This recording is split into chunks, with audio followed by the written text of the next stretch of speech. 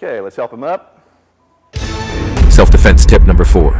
In the fight, if you have less to focus on, fewer options, you'll be more likely to use this. So, looking at Joel's neck, first strike. First thing we have to understand is I'm going to create a notch on my hand. I'm going to make a fist, put my thumb down on the top finger, squeeze tight.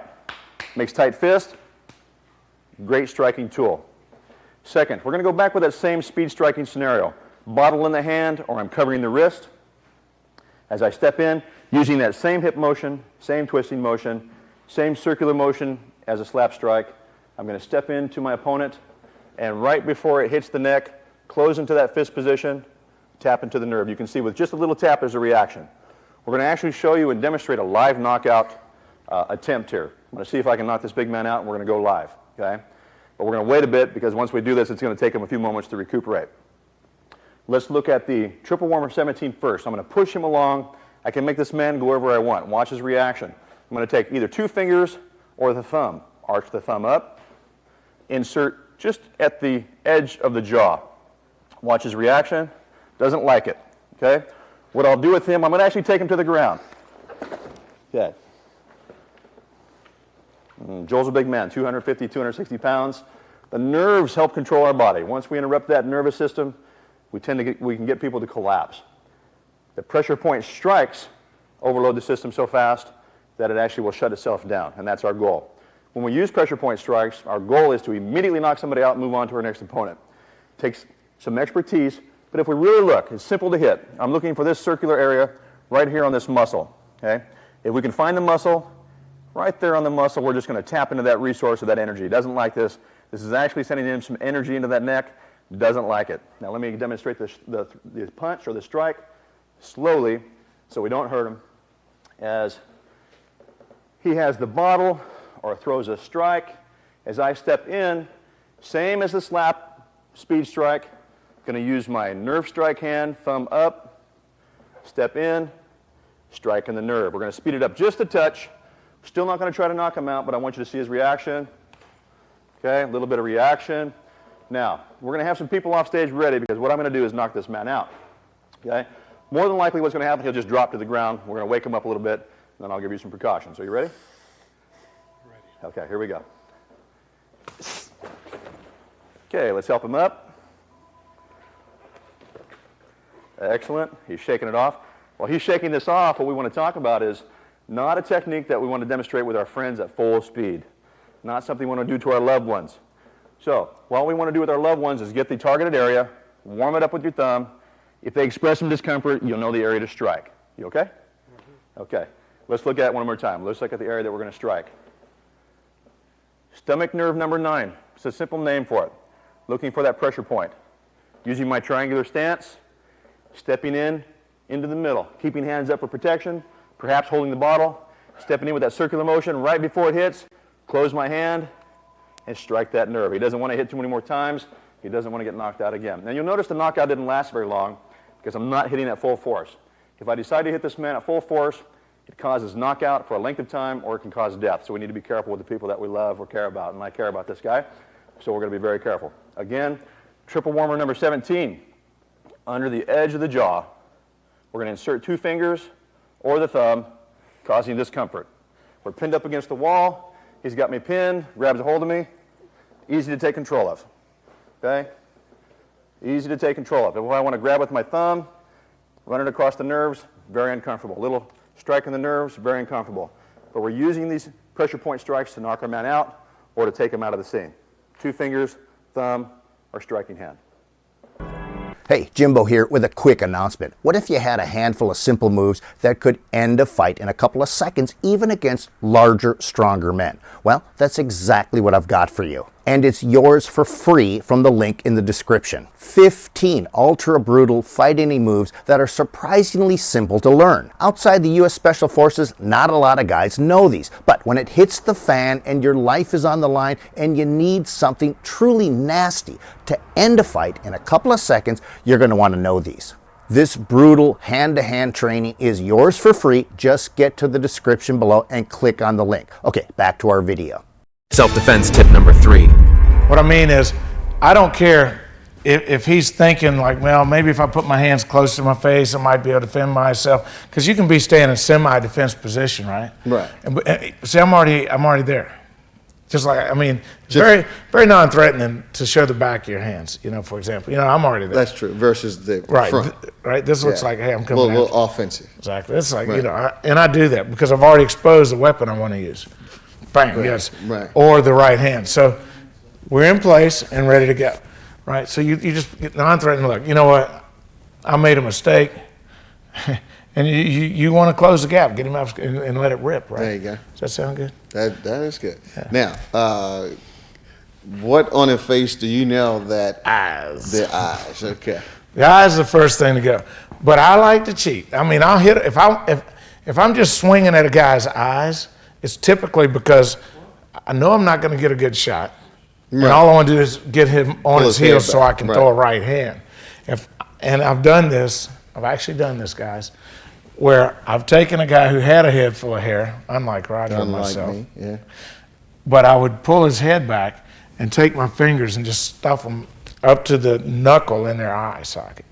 And I promise you that there's enough of that going on that you don't really have to worry about it, Yeah. Once you get your finger in their eye, they're out of the game. The fight's over. Now, when you say stick it in the eye, you stick it straight in all the way to the hilt. Just drive it through the eyeball. Right. But they're going to try to run. That's why you want to get the back of their head. Right. You reach up. If my arms are too short to reach him, if I'm short and he's outside of my reach, I'm going to go whoop and kick him like that. See, suddenly he moved right into me. Then I'm going to simply reach up, grab him by his hair, his ears, and his eyes, stick my thumbs right into his eyes, and I'm going to take him and I'm going to turn his head and slam him right into the floor, hard as I can, or into some of the furniture if it happens to be laying around. Okay, so he comes running up, he grabs. Boom, I distract, go to his eyes, and take him straight on down. All right? Good. When you guys are doing this, you don't want to try to tip them over. You want to try to turn the hit. A high-speed rotation of the neck will cause a great deal of damage, sometimes unconsciousness and a lot of times a broken neck. But the body will always follow the head. So just turn the head and then run away. Let's try it one more time. Hey, don't forget about those 15 brutal fight enders. This training is yours for free from the link in the description. I honestly don't know how long the powers that be will allow this stuff on their platform. It's pretty over the top, but it's easy to learn. So get to the link in the description right away. Self-defense tip number 2. A knuckle strike. Once again, I'm using my knuckles, bent hand, and I'm using it only in certain situations. How do we make it? You start with your hand up.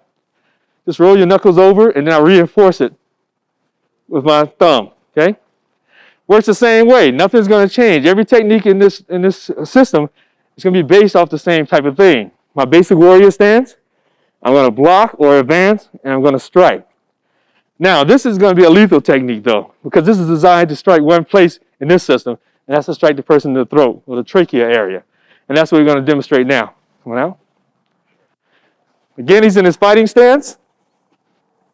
Person has attacked me. If he's coming in on me, I use this as a defensive technique. He comes in with his punch. I block that punch, which we'll talk about later, and I strike to the throat area. Okay? When I strike to the throat area, I'm aiming right for the trachea. Okay? For men, that's that big bulge sticking out. I'm going to strike with the knuckles, and I'm going to continue through. This strike, it only takes about 3 to 5 pounds of pressure to break that bone in the throat. When someone is strangled, and I've gone to strangulation investigations, usually just the pressure from your thumb strangling someone has broken those bones, and it causes death. Person will, for a variety of reasons, the person will die. But believe me, with a strike to that throat area, it's going to take the person out. When a person attacks you on the street, the person is trying to take you out. The person is trying to kill you, rob you, cause bodily harm. So you have to do the same thing. You have to be in the same mindset as that person, the same frame of mind. You have to be willing to take that person out. Basic warrior stand to protect myself, head down. Person comes in with a straight punch to try to punch me. First thing I do is step in. I always want to be into his body because when I'm in on him, there's not much else he can do with much power. So I step in, I get my block in, and then that punch, knuckle punch comes out and strike him in his throat. Okay? Another lethal technique. Comes out, strike him in the throat. Ideally, you want to get these punches and blows out at the same time. I don't like to block and then throw. Okay? Most of my techniques works where he punches, it's at the same time. I come up and I strike him in the throat. Again, he punch, whoop, same time you come up and strike him in the throat. Okay? It's going to take the person out. If it doesn't take the person out, believe me, it's going to be a nice shock where I can follow up with another technique, which we'll get into later on. Okay? Thank you. So again, just a demo for you. Basic fighting stance. Come in, you block, strike the throat. Strike the throat. Strike the throat. Okay? Strike the throat. Strike the throat. You see that my whole body is moving in with the force to strike the person in the throat. Okay? Number 1. Hi, this is Dale Comstock and Joe Ted-Eye. We're going to talk about a couple things today.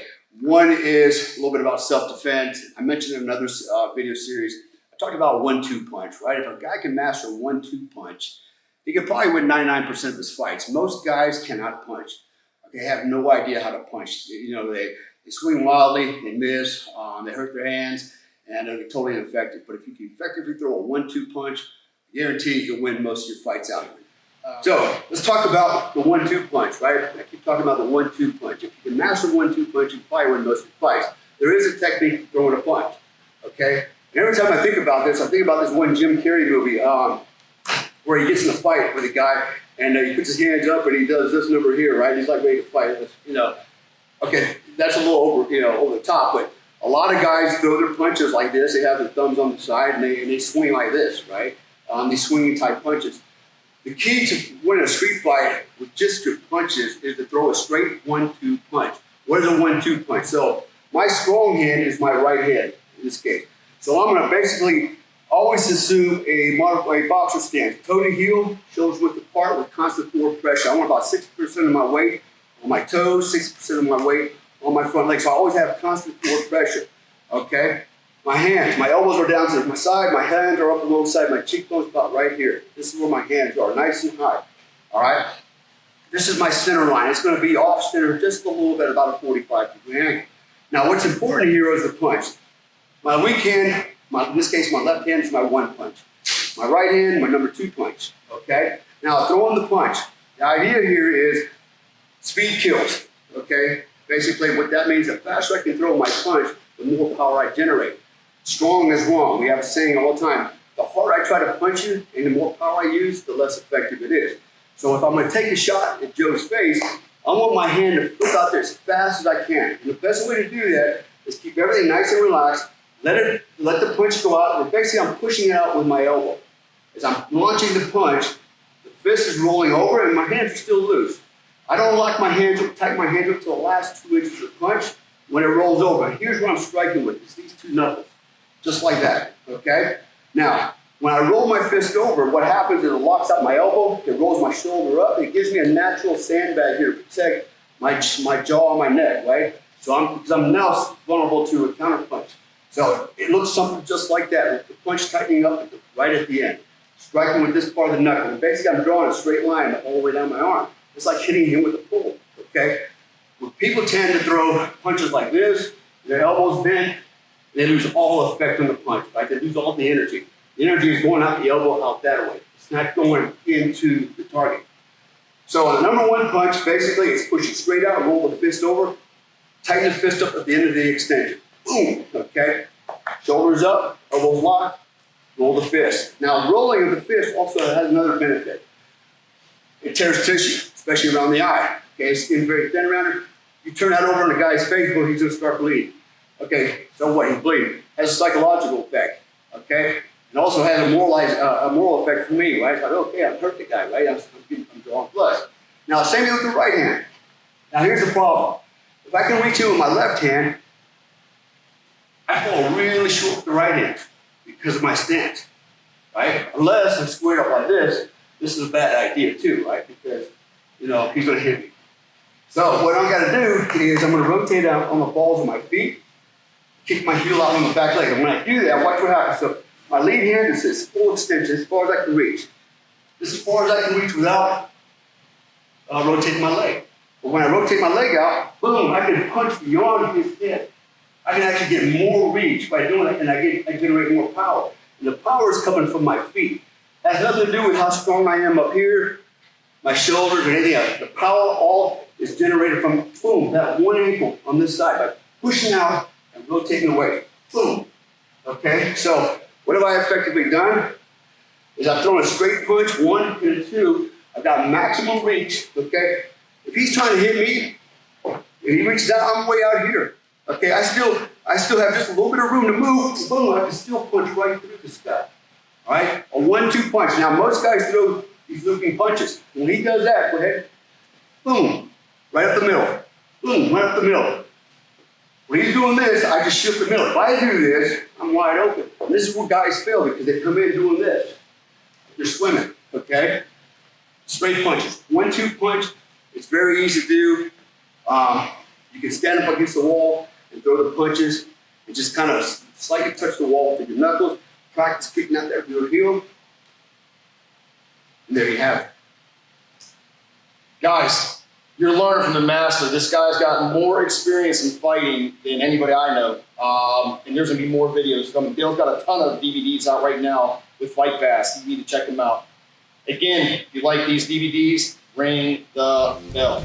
Hey, final notice about the 15 brutal fight enders. It's simple, easy to learn, and devastatingly effective training taught to special forces, but typically not to civilians. You can get it for free in the description. Just hurry. I doubt this is going to be around for long, so I'll see you over there. Thanks for watching our video lessons here at TRS Direct. Hit the like button down below and consider subscribing to our channel here on YouTube. Hit the bell icon and we'll send you a notification when there's a new lesson available. Thanks again for watching.